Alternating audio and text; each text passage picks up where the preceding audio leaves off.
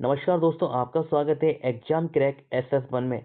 अगर आप रेलवे के किसी भी एग्जाम की तैयारी कर रहे हो तो ये वीडियो आपके लिए बहुत ही महत्वपूर्ण होने वाली है, क्योंकि इस वीडियो में मैं आपको बताता हूँ रीजनिंग के इंपॉर्टेंट क्वेश्चन जो कि रेलवे की परीक्षाओं में बार बार पूछे जाते हैं। जिस तरह क्वेश्चन इस सेट में दिए गए उसी तरह क्वेश्चन आपके एग्जाम में भी आएंगे। ये प्रैक्टिस सेट नंबर 5 है। अगर इससे पहले वाला प्रैक्टिस सेट आपने नहीं देखे तो जरूर देखें, क्योंकि वो सारे प्रैक्टिस सेट बहुत ही इंपॉर्टेंट है। इस वीडियो में आपके लिए कंसेप्ट के साथ में शॉर्ट ट्रिक सिखाई जाएगी, जिससे कि आपका एक भी क्वेश्चन न छूटे और आप कम टाइम में अधिक क्वेश्चन बनाकर एक ही बार में अपनी जॉब पा लें। चलिए शुरू करते हैं आज की क्लास। आज का क्वेश्चन नंबर पहला, ये क्वेश्चन नंबर पहला है। इस क्वेश्चन में कह रहा है दी गई आकृति में त्रिभुजों की कुल संख्या ज्ञात कीजिए। देखिए, मैंने आपको बताया था होगा, अगर मुझसे पढ़ना है तो मैंने आपको बताया जब भी इस तरह की कोई आकृति दिखाई दी है, इस तरह की आकृति दिखाई दे तो हमेशा याद रखना उस आकृति में बनते हैं 3 त्रिभुज। अब कैसे 3 त्रिभुज बनते हैं, देखिए एक तो ये बनेगा एक, और देखिए एक ये वाला बनेगा 2 त्रिभुज, और एक तीन, जो दोनों को मिलाकर बनेगा 3 त्रिभुज। यानी कि इस तरह से ये 3 त्रिभुज बनते हैं। ठीक है, अब देखिए क्वेश्चन में देखिए आप, यानी कि यहाँ से यहाँ तक ये बनने हैं 3 त्रिभुज, 3 बनना है यहाँ से। फिर देखिए एक ये बनने हैं 4 त्रिभुज, फिर एक ये बनना है 5 त्रिभुज, फिर एक ये बनने हैं 6 त्रिभुज। 6 त्रिभुज ये हो गए। अब देखिए बड़े वाले 6 हो गए यहाँ से, और एक ये 7 त्रिभुज, और यहाँ से यहाँ ये 8 त्रिभुज, और फिर यहाँ से यहाँ जाएंगे 9 त्रिभुज, और यहाँ से फिर यहाँ जाएंगे ये 10 त्रिभुज। यानी कि इस आकृति में बनने हैं 10 त्रिभुज, इसमें बनना है 10 त्रिभुज। यानी कि हमारा राइट आंसर होगा ऑप्शन नंबर ए, 10 त्रिभुज। क्वेश्चन नंबर 2, इस क्वेश्चन में कह रहा है अनीता और नंदू की कुल वर्तमान आयु क्या होगी। मतलब आपके पास में ये क्वेश्चन है, ठीक है, ये वाला क्वेश्चन है। इसमें कह रहा है अनीता और नंदू की कुल वर्तमान आयु क्या होगी। तो देखिए कथन दिए गए हैं आपके पास, कथन दिए गए हैं। कथन फर्स्ट दिया गया है नंदू की वर्तमान आयु क्या है, 5 वर्ष है। नंदू की वर्तमान आयु क्या है, 5 वर्ष है। तो और नंबर 2 में कह रहा है आपसे अनीता नंदू से बड़ी है, यानी कि अनीता नंदू से बड़ी है। तो देखिए इन दोनों कथनों से हमें ना तो इससे और ना तो इससे हमें अनीता और नंदू की कुल वर्तमान आयु क्या होगी ये हमें पता नहीं चल रहा है। क्योंकि देखिए यहाँ दिया गया नंदू की वर्तमान आयु की दी गई 5 वर्ष दी गई है, लेकिन अनीता आपसे अनीता कह रहा है अनीता नंदू से बड़ी है। अब वो कितनी बड़ी है ये हमें पता नहीं चल रहा है कि 1 वर्ष बड़ी है, 2 वर्ष बड़ी है, 3 वर्ष बड़ी है, 4 वर्ष बड़ी है, कितनी साल बड़ी है ये हमें पता नहीं चल रहा है। यानी कि हमारा दोनों कथनों को और मिला देंगे, दोनों कथनों को मिला देंगे, यानी फर्स्ट और दो को मिला देंगे, तब भी हमारा आंसर नहीं निकलेगा। इनकी इसका राइट आंसर हो जाएगा ऑप्शन नंबर बी, कथन फर्स्ट, कथन 1 और कथन 2 दोनों एक साथ पर्याप्त नहीं है। यानी कि ऑप्शन नंबर बी इसका राइट आंसर हो जाएगा। क्वेश्चन नंबर 3, इस क्वेश्चन में कहता है राहुल की किसी परियोजना का समय समाप्त होने, नहीं हम क्वेश्चन है राहुल की किसी परियोजना का समय समाप्त होने के केवल 2 दिन, यानी कि केवल 2 दिन शेष हैं। यानी कि राहुल की कोई परियोजना है, ठीक है, उसे क्या हुआ, परियोजना समाप्त होने वाली है, उसमें केवल 2 दिन शेष है, यानी कि 2 दिन बचे हैं। उसने अभी तक यानी कि उसने अभी तक अपनी परियोजना पर कार्य करना आरंभ नहीं किया। यानी कि राहुल क्या है, किसी परियोजना पर कार्य करने वाला था, लेकिन अभी तक उसने, क्योंकि परियोजना उसकी समाप्त होने वाली है, परियोजना समाप्त होने में 2 दिन शेष बचे हैं, लेकिन उसने अभी तक कोई कार्य आरंभ नहीं किया है। यानी कि ये आपके पास में क्वेश्चन दिया गया है, ठीक है, ये क्वेश्चन हो गया आपके पास ऊपर। तो यह कार्रवाई दी गई है, कार्रवाई कह रहे हैं निम्नलिखित कार्रवाई के आधार पर सही विकल्प का चयन करें। तो यहाँ 3 विकल्प दिए गए, 1 2 3 दिए गए, इनमें आपको ये बताना है कौन सा सही होगा। अगर हम पहले पे देखें तो भविष्य में ऐसी परियोजनाओं से बचने के लिए उसे तुरंत समय प्रबंध की कोई पुस्तक पढ़नी चाहिए। यानी कि पुस्तक की तो कोई बात ही नहीं हो रही है, ठीक है, ये हमारा कट जाएगा पहला वाला। सेकंड देखिए, उसे अपने समय कुशल पूर्वक प्रबंध करना चाहिए और बिना विलंब किए अपनी परियोजना को शुरू कर देना चाहिए। बिल्कुल सही बात है, बिल्कुल सही कह रहा है, क्योंकि परियोजना में 2 दिन बचे हैं लेकिन उसने कार्य शुरू ही नहीं किया। नंबर 3 में कह रहा है उसे पहले अपनी परियोजना का इसका लेआउट बनाना चाहिए और फिर लेआउट का पालन करना शुरू कर देना चाहिए। यानी कि इसका ये भी बात बिल्कुल सही कह रहा है, यानी कि इसके राइट जो आंसर निकलेगा दूसरा और तीसरा होगा। ये कौन किस ऑप्शन में दिया गया है? कार्रवाई सेकंड और कार्रवाई थर्ड दोनों ही सही है, यानी कि ऑप्शन नंबर डी इसका राइट आंसर हो जाएगा। क्वेश्चन नंबर 4, यह कथन दिया गया आंसर क्या है? सभी पलंग क्या है? चारपाई है। यानी कि मान ले ये पलंग है, ये सभी पलंग है, पलंग को हमने लिख दिया पी से, ये पलंग है और सभी पलंग क्या है? ये चारपाई है। ये सभी पलंग क्या है? चारपाई है। चारपाई को लिख दिया हमने सी से, चारपाई है। आगे कह रहा है सभी सोफा पलंग है, यानी कि सभी सोफा पलंग है। यानी कि 1 मीटर को तो डायग्राम थोड़ा सा बड़ा बनाना पड़ेगा हमें, क्योंकि यहाँ कह रहा है सभी सोफा पलंग है। तो देखिए ये हो गया सभी पलंग चारपाई है, ये हो गया पलंग, ये पलंग हो गया, यानी कि सभी पलंग चारपाई है, ये पलंग हो गया और चारपाई का हो गया वेन डायग्राम ये, यानी कि सभी पलंग क्या है? चारपाई है। चारपाई को लिख दिया हमने सी से। आगे कह रहा है नंबर 2 में कह रहा है सभी सोफा पलंग है, यानी कि सभी सोफा है पलंग है। सोफे क्या होंगे? पलंग के अंदर होंगे। ये सभी सोफा है, सोफा को लिख दिया हमने एस से, यानी कि सभी सोफा क्या है? पलंग है। अब हम पहुंचते हैं निष्कर्ष पर। यहाँ तो ये तो हमने कर दिया, कथन में दिया गया था। अब निष्कर्ष निकालने का सभी सोफा चारपाई है, आपसे सभी सोफा चारपाई है, यानी कि ये सभी जो सोफा है, ये से सभी सोफा है, ये चारपाई है। बिल्कुल सही है, क्योंकि देखिए ये सोफा है जो किसके अंदर आया है? पलंग के अंदर आया। पलंग किसके अंदर है? चारपाई के अंदर है, यानी कि आपसे कह रहा है सभी सोफा चारपाई है, बिल्कुल सही है, पहला वाला बिल्कुल सही होगा। अब कह रहा है कुछ पलंग सोफा है, यानी कि कुछ पलंग सोफा है। तो देखिए ये सोफा है और ये पलंग है, कि जो सारे सोफे हैं किसके अंदर है? पलंग के अंदर है। और आपसे कह रहा है कुछ पलंग सोफा है। देखिए जब भी आपको ये शब्द मिले, कुछ कुछ वाला शब्द मिले, तो हमेशा याद रखना वो हमेशा आपका आंसर सही होगा, यानी कि इसके दोनों सही होंगे, फर्स्ट और सेकंड सही होंगे। तो कह रहा है निष्कर्ष फर्स्ट और सेकंड दोनों पालन करते हैं, यानी कि ऑप्शन नंबर सी इसका राइट आंसर हो जाएगा। क्वेश्चन नंबर 5, इस क्वेश्चन में कह रहा है मधु एक तस्वीर की ओर इंगित करती है और कहती है ये मेरी माँ की बहन की बेटी है। तस्वीर वाली महिला मधु से किस प्रकार संबंध है? यानी कि मधु ने एक तस्वीर की ओर इंगित की करती है और कहती है कि यह मेरी माँ की बहन, यानी कि मधु की माँ होगी, ये मधु की माँ होगी और माँ की बहन ये हो गई मधु माँ की बहन। यह मेरी माँ की बहन की बेटी है, इनकी बहन की बेटी होगी, यहाँ बेटी यहाँ आएगी क्योंकि बहन की बेटी, ये बेटी होगी यहाँ पर ही, बेटी बहन की बेटी, बहन की बेटी है। तस्वीर वाली महिला मधु से किस प्रकार संबंधित है? अगर मधु एक तस्वीर की ओर इंगित करती है और कहती है ये मेरी माँ की बहन, यानी कि मधु कहाँ होगी? मधु होगी यहाँ पर ही, ये मधु होगी क्योंकि ये मधु की माँ हो गई, ये मधु की माँ हो गई। मधु मधु एक तस्वीर की ओर इशारा करती है, कहती है ये मेरी माँ की बहन, यानी कि ये मधु हो गई और मधु की माँ, ये मधु की माँ हो गई और माँ की बहन, ये माँ की बहन हो गई और बहन की बेटी है। कौन? तस्वीर वाली, ये तस्वीर वाली क्या बेटी है, यानी कि यहाँ आएगी बेटी। तो कह रहा है तस्वीर वाली महिला मधु से किस प्रकार संबंधित है?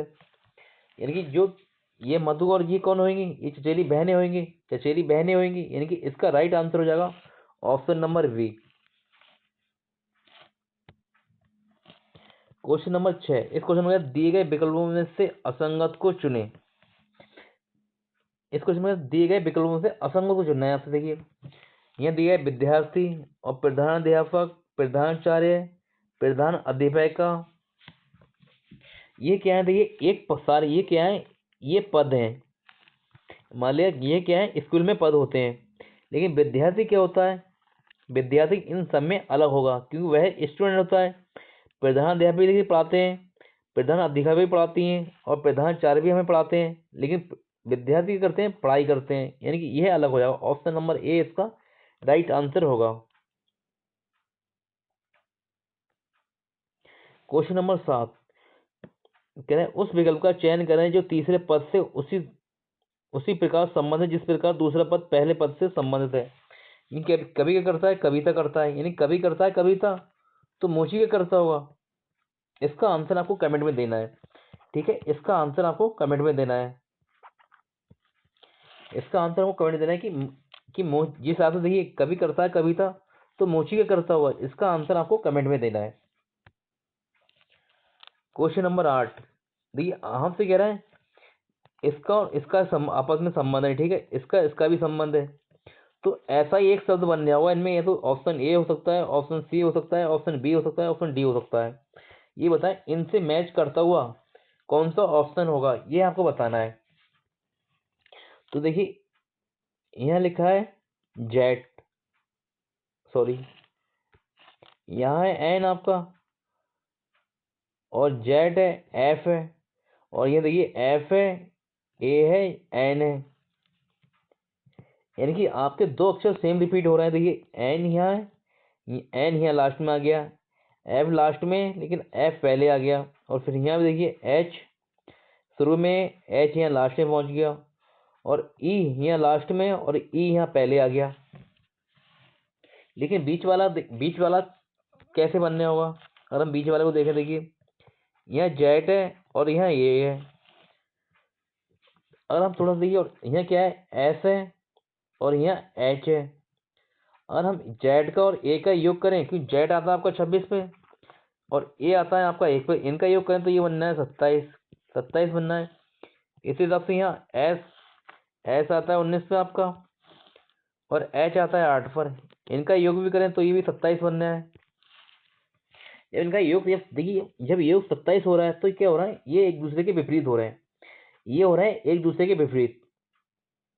और मैंने आपको बताया होगा किसी का विपरीत निकालना हो तो 27 में से माइनस कर देना आप, हमेशा उसका विपरीत लिखा। जैसे कि यहाँ आपका जेड 26 है, जेड का नंबर 26 है, आपको पता ही नहीं कि जेड का विपरीत क्या था है, तो 27 में से आप 26 को माइनस करेंगे, 26 को माइनस करेंगे तो बचेगा ए, एक बचेगा, एक पे आता है ए, यानी कि जेड का विपरीत होगा आपका ए, यानी कि इस तरह से होगा।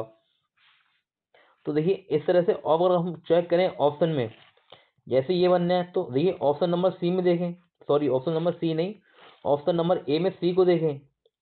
सी यहाँ सी शुरू में और यहाँ सी लास्ट में आ रहा है, और देखिए यहाँ भी इस तरह से, जैसे एन यहाँ शुरू में था, एन यहाँ लास्ट में आया था, और यहाँ एच शुरू में था, यहाँ एच लास्ट में आया था। तो देखिए लास्ट वाले को देख लीजिए, जैसे आपका यहाँ एफ लास्ट में था और एफ शुरू में आया, यहाँ ई लास्ट में और यहाँ एफ शुरू में आया। तो देखिए एन यहाँ लास्ट में है और यहाँ शुरू में आ गया। अब यहाँ देखिए पी, मैंने भी आपको बताया था किसी का विपरीत निकालना है तो 27 में आप कर देते हैं। अगर 27 में से पी का नंबर होता है, पी आता है आपको 16 पे, जब पी 16 पे आता है तो 16 में से माइनस करेंगे तो ये बचेगा 11, या 11, और 11 पे आपका था के, और के बिल्कुल दिया गया है यहाँ पे देखिए, ये भी एक दूसरे व्यक्ति, यानी कि हमारा जो राइट आंसर होगा वो होगा ऑप्शन नंबर ए, इसका राइट आंसर हो जाएगा। क्वेश्चन नंबर 9, इस क्वेश्चन में आपसे कह रहे हैं उस विकल्प का चयन करें जिसका पांचवी संख्या से वही संबंध है जो दूसरी संख्या का पहली संख्या से है और चौथी संख्या का तीसरी संख्या से है। मेरे क्वेश्चन का ये कहना चाह रहा है, ये पहली संख्या है, इसका संबंध इसके साथ में, और फिर इसका संबंध इसके साथ में, और इसका संबंध इसके साथ में होगा, ये आपको बताना है। इनकी पहली पहली दूसरी संख्या का संबंध पहली संख्या से, और चौथी संख्या का संबंध तीसरी संख्या से, ऐसे करके ये पूछ रहा है आपसे, ठीक है। तो आपको बताना है क्वेश्चन मार्क के स्थान पर क्या होगा, ठीक है। यहाँ 72 है और यहाँ 90 है, तो देखिए इसमें कितना जोड़ा होगा, 18 जोड़ा होगा, क्यों 72 में हम 18 योग जोड़ेंगे तो 90 बन जाएगा हमारा। और फिर यहाँ पर क्या है, 110 है, और यहाँ क्या हो रहा है, 32 हो रहा है, तो यहाँ क्या 22 जुड़ा होगा, 22। अब यहाँ देखिए, जैसे अब यहाँ क्या हो रहा है, 4, इनका अंतर आया 4। और देखिए हम 22 में प्लस 22 में 4 कर दें तो ये बनेगा 26, 26। और 26 इसमें जोड़ दें 156 में, 156 में 156 में 26 जोड़ें, 6 6 12 के 2, 5 2 7 और 1 8 और 1, 182 आया, 182 आया। 182 किसी ऑप्शन में है, बिल्कुल ऑप्शन नंबर ए इसका राइट आंसर हो गया। क्या हो रहा है देखिए, हमने कैसे करा, देखिए अगर आपको समझ में आया तो दोबारा समझ लीजिए। आप देखिए हमने क्या करा, इनका निकाला अंतर, इनका अंतर निकाला, इनका अंतर आया 18, इनका अंतर आया 18। फिर यहाँ भी अंतर निकाला, यहाँ अंतर निकाला, यहाँ अंतर आया 22, क्योंकि 10 से 110 से 132 हो रहा, तो यहाँ अंतर आया 22।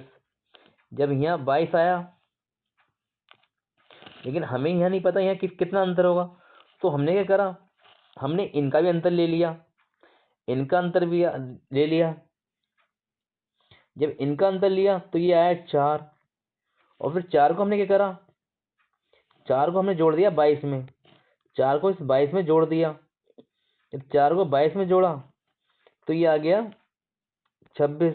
जब 26 आया तो 156 में हमने 26 जोड़ दिया, 156 में 26 जोड़ दिया, तो यह 6 2 12 के 2 और 1 हासिल 1, 5 2 7 और 1 8 और 1, यानी कि 182 आया। 182 कौन से, ऑप्शन नंबर ए में। ये आ गया क्वेश्चन का राइट आंसर। क्वेश्चन नंबर 10, इस क्वेश्चन में आपसे कह रहा है कि क्वेश्चन मार्क के स्थान पर क्या हुआ, आपको ये बताएं कि क्वेश्चन मार्क के स्थान पर क्या आएगा। देखिए जब भी इस तरह क्वेश्चन दिखाई दे तो आप क्या करना है, आपको ऑप्शन से खेलना है। अगर आप सारे ऑप्शन में देख लीजिए तो देखिए यहाँ से यहाँ आपको प्लस दिखाई दे रहा है, यहाँ भी प्लस दिखाई दे रहा है, यहाँ भी प्लस दिखाई, अगर यहाँ कोई जो भी चित्र आएगा उसमें भी प्लस होगा, उसमें भी प्लस होगा, क्योंकि सब में प्लस है। तो देखिए प्लस यहाँ नहीं बनना है आपका, प्लस यहाँ नहीं बनना है, और प्लस यहाँ नहीं बनना है, प्लस बनना है ऑप्शन नंबर डी में। यही हमारा क्वेश्चन का राइट आंसर जाओ। और डी किस में दिया गया है, ये दिया गया है ऑप्शन नंबर सी में, यानी हमारा राइट आंसर हो गया, वो हो गया ऑप्शन नंबर सी। देखिए जब हम ऑप्शन से खेलना सीख जाएंगे, ठीक है, तो क्वेश्चन का आंसर बहुत ही जल्दी निकाल सकेंगे। क्योंकि देखिए सब में प्लस बनना है लेकिन एक में प्लस नहीं है। और देखिए रही बात बिंदु की, जब बिंदु की बात रही तो देखिए यहाँ बिंदु यहाँ पर ही है। अब क्या हुआ, एक स्थान आगे बिंदु बढ़ गया, फिर क्या हुआ, एक स्थान ऊपर बढ़ गया। तो अब जो बिंदु आएगा वो कहाँ आएगा, अब जो बिंदु आएगा प्लस का यहाँ पर ही आएगा, यानी कि यहाँ पर कौन थे, यही है देखिए, यानी कि इसका राइट आंसर ये वाला होगा। और ये डी दिए गए ऑप्शन नंबर सी में, इसका राइट आंसर हो गया option number C. Question number 11, इस क्वेश्चन में कह रहा है एक विशिष्ट तर्क के आधार पर 5 का 28 से वही संबंध है जो 7 का 52 से है और 9 का 84 से है। उसी तर्क के आधार पर 11 निम्नलिखित में से किस संख्या से संबंधित है। ये 11 निम्नलिखित में किस संख्या, तो देखिए 5 से क्या हो रहा है 28 बना, 7 से क्या हुआ 52 बना, 9 से क्या हुआ 84 बना, और 11 से क्या बनेगा ये आपको देखना है। और आप थोड़ा सा दिमाग लगाएं, देखिए अगर हम 5 से 28 के पास पहुंचे तो कैसे पहुंचेंगे, 5 से 28 के पास पहुंचे तो कैसे पहुंचेंगे, और 7 से हम 52 के पास पहुंचे तो कैसे पहुंचेंगे, 9 से हमें 84 पहुंचना है तो कैसे पहुंचेंगे। देखिए अगर हम 5 का स्क्वायर कर दें, 5 का स्क्वायर कर दें तो ये होता है 25, लेकिन यहाँ तो है 28। जब 28 है तो इसमें क्या करेंगे, हम प्लस 3 करेंगे, और 3 करें तो ये बन जाएगा 28। इसी हिसाब से देखिए 7 है, 7 से हम 52 पहुंचेंगे तो कैसे बनेंगे, 7 का करेंगे स्क्वायर, 7 का स्क्वायर करेंगे, 7 का स्क्वायर तो 49, 7 का स्क्वायर होता है 49, लेकिन यहाँ 52 है तो क्या हो रहा है, यहाँ भी प्लस 3 हो रहा है। जब प्लस 3 हो रहा है तो ये बन गया 52। इसी हिसाब से देखिए यहाँ भी देखिए ये है 9, अगर 9 का स्क्वायर करेंगे तो ये हो जाएगा 81, लेकिन यहाँ हो रहा है 84, तो इसमें भी प्लस 3 जोड़ेंगे तो कितना हो जाएगा, ये 84 हो जाएगा। यानी कि सब में क्या हो रहा है, स्क्वायर हो रहा है। देखिए सब में क्या हो रहा है, स्क्वायर हो रहा है, स्क्वायर हो रहा है, स्क्वायर हो रहा है, और फिर क्या हो रहा है, उनमें 3 3 जोड़ रहा है, स्क्वायर में 3 3 जोड़ दे रहे हैं। इसी हिसाब से हम करें क्वेश्चन को। तो 11 दिया गया है और 11 का स्क्वायर कर दें। 11 का स्क्वायर होता है 121, 121, और इसमें +3 जोड़ दें तो ये कितना हो जाएगा, ये हो जाएगा 124। ये होगा 124, 124 आएगा। 124 दिया है ऑप्शन नंबर डी में। ये होगा इस क्वेश्चन का राइट आंसर। अगर आपको हमारी वीडियो अच्छी लगी हो तो वीडियो को लाइक शेयर जरूर करना, और आप हमारे चैनल पे नए हैं तो हमारे चैनल को सब्सक्राइब करना इसी तरह की वीडियो पाने के लिए। मिलते हैं आपसे अगली क्लास में, तब तक के लिए नमस्कार।